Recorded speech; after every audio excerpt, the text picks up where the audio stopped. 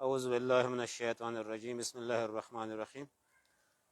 وبه نستعين وهو خير ناصر ومعين. د مسجد حوالې سره مباحث کول گذشته تیر شویو جلسو کې کافی ذکر شوی د مسجد فضیلت، د مسجد برکتونه اجتماعي او معاشرتي او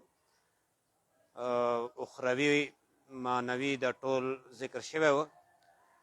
دغو بحثونو ادامه د جرید غباس نن والا جلسې کې د مسجد کوم معاشرتي او اجتماعي اثراتي هغو کې ځنې زه تاسو خدمت کې عرض کوم. غا یو خود موجوده زمانه کې شادی بیا والا کوم ماحول دی، کوم ګرانیې دي، کوم ورکې مشکلات دي، د هغو حل څه کوم دی غا مسجد نه دی. اولا مشکل څه کوم دی نن سبا معاشره کې کاټه مشکل غا داسې ځوانان واده ته نه تیاریږي. کیدای شي غو ذهن کې مشکلات به زیات وي. یو مشکل دا دی څه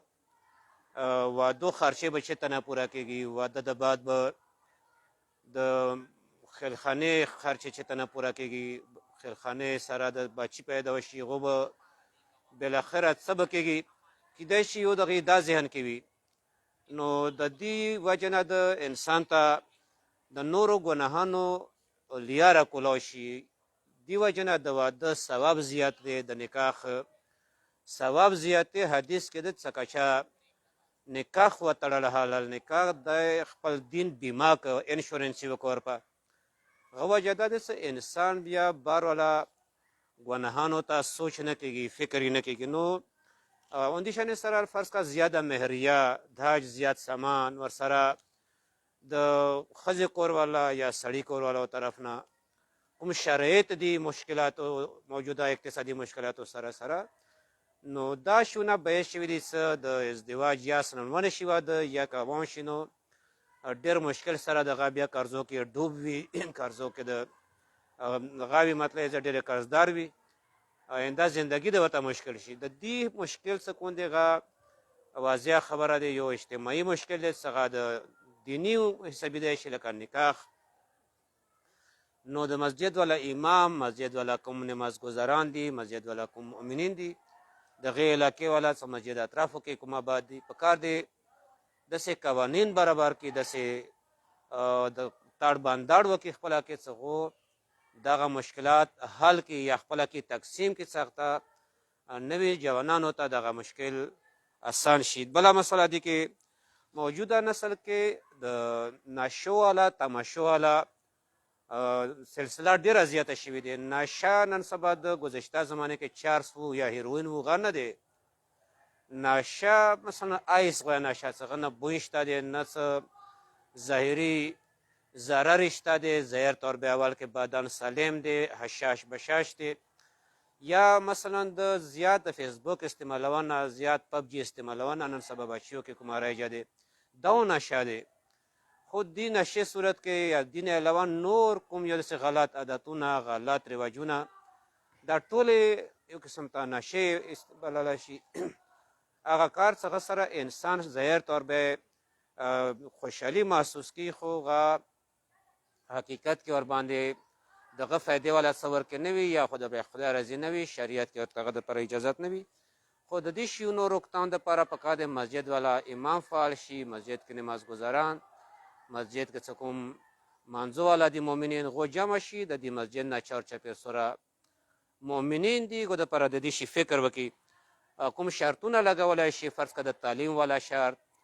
د بنګلو والا شرط، د موټرانو والا شرط، د عمر والا شرط، د هغه نه علاوه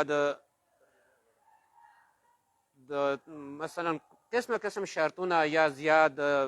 داج وي یا زیاد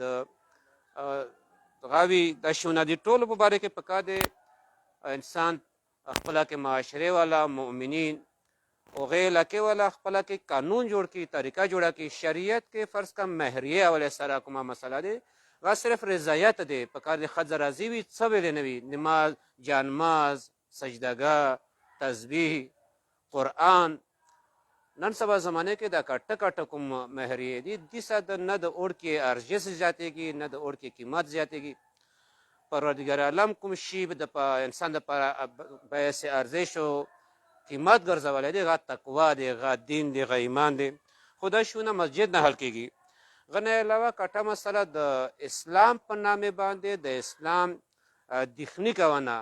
د دین په نامه باندې د دین دښنی کوونه نن سبا زمانه کې د سه حالات راغلی دی چې غا ځان ته ظاهر کې دیندار وي او د دین خلاف کار د کوي ظاهر کې د ځان ته ماتمي وي د ماتم په خلاف کار د کوي ظاهر کې د ځان ته نماز گزار وي او د نمانځه په خلاف د کار کوي خو د دې شیونو روکتام بچو کوي که دین کې دار چې خپله مرضي شلېږي د ما مرضي د زه څرنګې ماتم کوم د ما مرضي د څرنګې مونځ کوم د ما مرضي د زه څرنګې لباس اچوم دې سره خو دین خرابېږي په کار د یو روکتام والا وي نو غا د اصل کې خو ائمه دي ائمه محافظ دین دي پروردګار عالم د امامت والا سلسله دی وجه نه شروع کا یو فلسفي دا یو حکمت دا و څنګه د دین حفاظت وکړي نن سبا امام معصوم نشته نو علما ائمه د وارثان انبیا دي وارثان ائمه دي اون دی حواله سره څنګه حقيقي دین زده کړي او د حقيقي دین بیا حفاظت وکړي نو غي امام د مسجد والا څخه پکا دي چې بیا فعال وي غنا کاټه مسله بلا ضروری ده چې گذشته تاریخ کوم پړاو کو خاص کر د شیعو تاریخ د مؤمنینو تاریخ چې حقيقي مسلمانانو د حقيقي اسلام اون دي اوس خالي د ائمه دور نه کوم دین ته نقصان رسیدل دي کوم مؤمنینو ته نقصان رسیدل دي کوم اهل بیت علیهم السلام به تکلیف تر شوی د ائمه شهید شوی دي غد امت بشوری وجنا امت بے بصیرتی وجنا امت کلا احساس مسئولیت ونکی امت کلا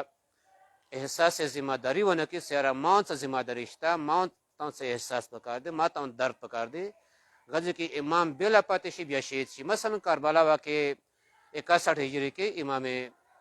حسین علیه السلام کا کلام مکه نه روانېږي حج نه کربلا ته دا ټول حاجیان طواف کې مشغول دي اوس خدا احساس نه وسه د پیغمبر مسعود څخه کچره هو دی به پویده صدا حجت خدا دی د دی والا فعل د دی والا کار د دی والا سوچ مو د پر حجت دی صدا څخه پکا د مو غوکو نو 61 هجری کې پکا د حاجیان حج کې طواف نه کولای کربلا ته لاړوي نن سبا زمانه کې د حالات کچره احساس مسئولیت و احساس ذمہ داری و شعور و بصیرت و د امام علی علیه السلام زمانه خلکو کې امام علی علیه السلام به تنها نه پاتې کېده امام حسن علیه السلام به نه شهید امام حسین علیه السلام به کربلا کې تنها نه شهید د اسیران باندې تلو نن سبا زمانه کې حالات وندا دي کچره قوم کې بصیرت نوي کچره قوم کې احساس نوي د دین درد نوي نو قضیه کې به حق پیمالېږي حق کله د نبی صورت کې د موسی علیه السلام ابراهیم علیه السلام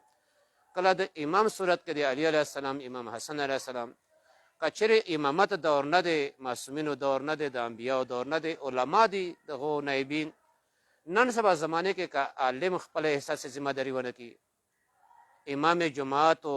جمعه خپل احساس ذمہ داری ونه کی یاغه پسې کوم منځ والا دی غیر علاقې کې کوم مؤمنین آباد دی غو کا د ذمہ داری احساس ونه کی غو کا چره بابا سیرت نوی بشور نوی غزه کې به حق او ته تکلیف رسیږي و بل کا ټفه د مسجد او د امام او د جامع منځدا شواسه خلکو کې شعور پیدا وکي خلکو کې احساس راولي د بیداری راولي خلکو کې د دین درد پیدا وکي ځنه ځکه پکا د مسوالو کو خدای ته پروردګارا ماته د دین درد عنایت کې بے دردی ټولو نه لوی درد دی بے دردی ټولو نه لوی بیماری دی کله انسان دورا بے درد وي څنګه ته دام پته نه لګي چې امام حسین علیه السلام تنها دی علی علیه السلام تنها دی امام حسن علیه السلام تنها دی یا چیتا کې یو بل شکل کې صورت کې حق تنها دی حق ته پیمالېږي غځ کې کا غدار د نبی دا انسان نه دی نو دیو جنا کار د مو مسجد کې عوام کې شعور پیدا کو دا سو جلسو کې د خبره تصور دی مسجد کسې سره جمع منځ په نه دی صرف منځ په نه دی مسجد صرف واعظ و نصیحت په نه دی، پکار دی خلکو کې شعور راولي. غل لازمات د پیشنماز خپله بابصیرته وي، خپله اهل درد وي، خپله ورڅخه احساس وي، خپله ځان مکروز ګڼي د دین د انبیاو د ائمو. مو مکروز یو، مو کار زه ادا کوونه دی. انشاءالله عوام به بیدار شي، عوام کې به شعور راشي، عوام کې به معرفت راشي. پروردګار الله مو ته د دین درد عنایت کا، هغه احساس، هغه ذمہ داری احساس مو ته عنایت کا. والسلام علیکم ورحمة الله وبرکاته.